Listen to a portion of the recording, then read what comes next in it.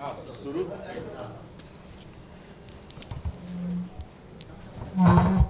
मी पहिल्या प्रथम सगळ्यांना धन्यवाद देतो, कारण तुम्हाला जरा अकस्मात बोलवलं आणि विनंतीचा मान ठेवून आपण सगळेजण आलात त्याच्याबद्दल धन्यवाद देतो.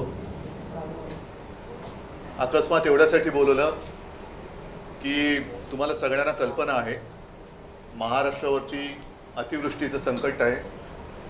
गेल्या आठवड्यात मी सुद्धा अतिवृष्टी जिथे झाली त्या परिसरात जाऊन आलो, शेतकऱ्यांना भेटलो, त्याच्यानंतर मी आपल्याशी बोललो. मी तर प्रांजळपणाने सरकारला हात जोडून विनंती सुद्धा केली की या संकटामध्ये राजकारण न आणता आपण सगळे एकत्र होऊन मार्ग कसा काढता येईल का हे पाहू शकतो. परंतु मला नाही वाटत सरकारकडे काही अशी कल्पना आहे किंवा सरकारची तशी तयारी दिसत नाही. कारण मुख्यमंत्री त्यांच्या जाहिरातीमध्ये व्यस्त आहेत, दुसरे मुख्यमंत्री मदतीच्या पाकिटावरती सुद्धा स्वतःचे फोटो छापून वाटण्यामध्ये मग्न आहेत, आणि तिसरे मुख्यमंत्री तर काही अंगाला उपमुख्यमंत्री तर काही अंगाला लावूनच घेत नाहीत.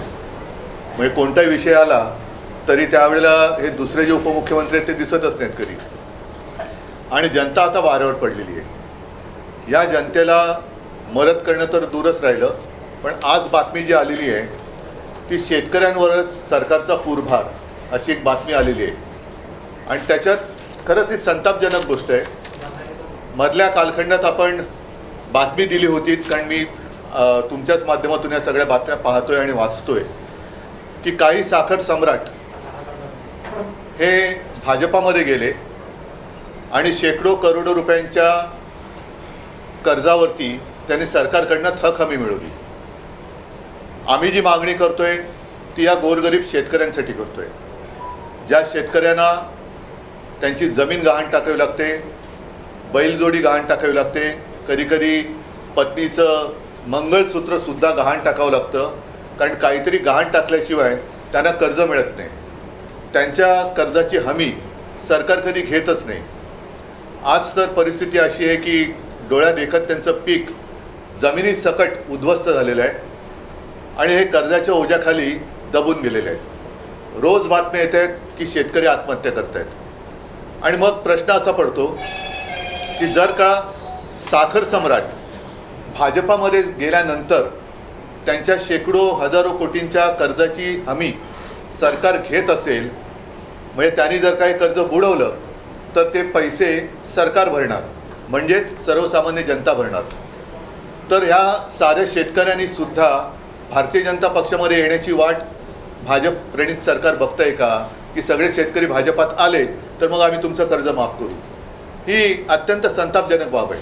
आणि त्याच्यात भरीस भर म्हणून या कारखानदारांना थक हमी मिळते, पण आता सरकारचा पूरभार, ज्याला पूरभार हा शब्द व्यवस्थित वापरलेला आहे, बाधितांना मदत करण्यास ऊसासाठी प्रति टन 15 रुपये कपात. आणि त्याच्यामध्ये ज्या पहिल्या 4 ओळी मी वाचतो की राज्यातील अतिवृष्टी आणि पूरबाधित शेतकऱ्यांच्या मदतीसाठी ऊस उत्पादक शेतकऱ्यांकडून, कारखानदारांकडून नाही, प्रति टन 5 रुपये, तर मुख्यमंत्री सहायता निधीसाठी प्रति टन 10 रुपये, याप्रमाणे 15 रुपये कपात करण्याचा निर्णय मंगळवारी मुख्यमंत्री देवेंद्र फडणवीस यांच्या अध्यक्षतेखाली झालेल्या ऊस गाळप संदर्भातील मंत्री समितीच्या बैठकीत घेण्यात आला.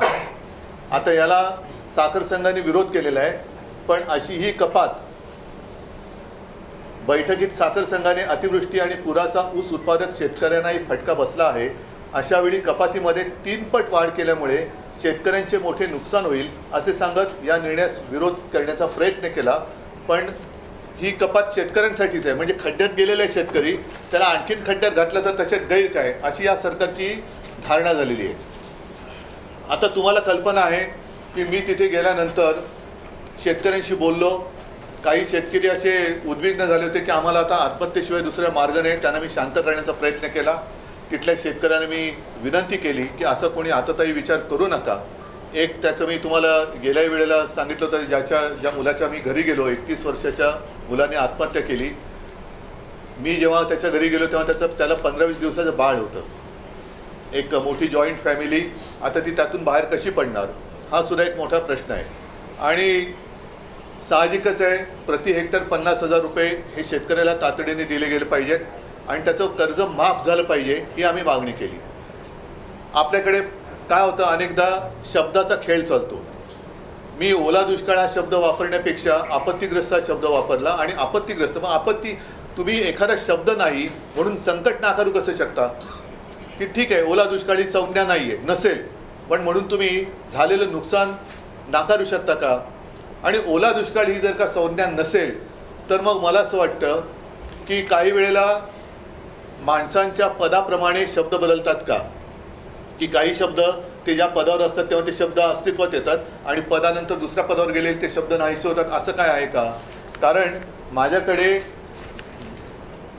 अत्यंत कनवाळू जागरूक असं विरोधी पक्ष नेत्यांचं एक पत्र आहे तत्कालीन मुख्यमंत्र्यांना, म्हणजे मीच होतो तेव्हा तत्कालीन मुख्यमंत्री मी जेव्हा होतो तेव्हा तत्कालीन विरोधी पक्ष नेते हे आजचे सन्माननीय मुख्यमंत्री महोदय देवेंद्रजी फडणवीस होते आणि त्यांनी तेव्हा मुख्यमंत्र्यांनी एक पत्र दिलं होतं. त्या पत्रातल्या 4 ओळी मी वाचतो. आता ही तारीख आहे 16 ऑक्टोबर 20 आणि परतीच्या पावसाने मराठवाडा, पश्चिम महाराष्ट्र आणि विदर्भातील अनेक जिल्ह्यांमध्ये झालेल्या प्रचंड नुकसानीबाबत आता तरी केवळ घोषणा न करता तातडीने थेट मदत देण्याबाबत आणि त्याच्यात त्यांनी म्हटले की परतीच्या पावसाने मराठवाडा आणि विदर्भातील अनेक जिल्ह्यांमध्ये अक्षरशः हाहाकार माजवला. शेतकऱ्यांचे अतोनात नुकसान झाले आहे. मदतीसाठी तो अर्जव करत आहे. विविध वाहिन्यांवर शेतकऱ्यांचे अश्रू आणि व्यथा पाहून अतिशय वेदना होतात. या वेदना फक्त विरोधी पक्षाला नेत्याला होतात, मुख्यमंत्र्यांना होत नाही. मला झाल्या होत्या म्हणून मी तेव्हा कर्जमाफी केली होती.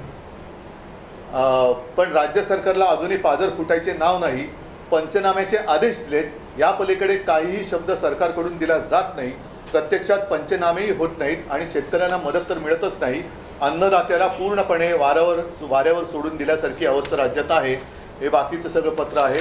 आता त्यातल्या शेवटच्या ज्या 2-3 ओळी आहेत, 2च, की नुकसानीची व्यापकता आणि सार्वत्रिक झालेले नुकसान पाहता तातडीने ओला दुष्काळ जाहीर करून दुष्काळाच्या निकषाप्रमाणे ही मदत दिली गेली पाहिजे. आपण तातडीने लक्ष घालावे ही विनंती. आपला गिचपीड देवेंद्र फडणवीस.